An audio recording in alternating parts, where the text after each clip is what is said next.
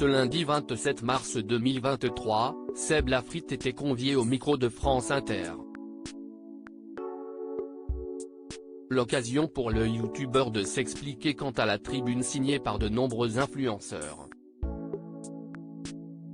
Un choix qu'il regrette, bien évidemment.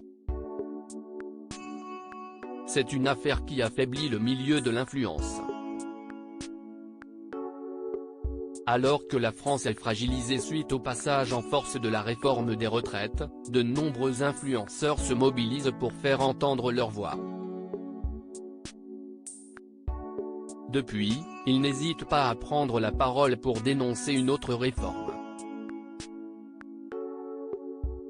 C'est ainsi que le samedi 25 mars 2023, le JDD a publié une tribune qui a longtemps fait débat. Cette dernière, rédigée par Loomé, un groupement d'agences d'influence, a été signée par quelques 150 influenceurs. Une tribune signée alors qu'une proposition de loi visant à réguler le travail des influenceurs est ouverte. Quelques heures après sa publication, de nombreux signataires font marche arrière, à l'instar de Squeezie.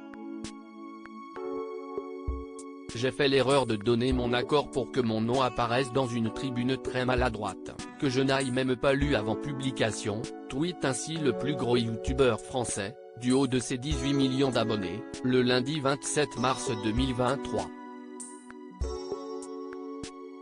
Quelques heures après, le message est déjà vu par près de 20 millions d'internautes.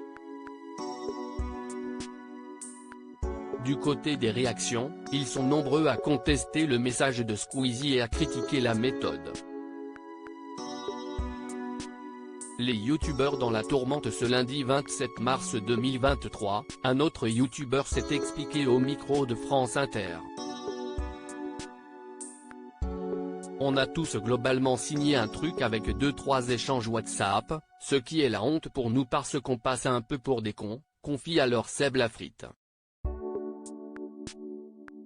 Pour rappel, l'exécutif souhaite faire une loi intégrant de nouvelles règles, comme l'interdiction des publicités pour la chirurgie esthétique.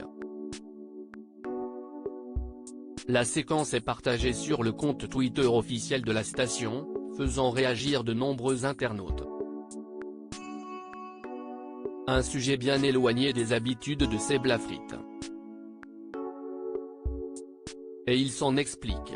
Ça nous fait un peu passer pour des gens contre ce qui va être fait, alors qu'on est pour.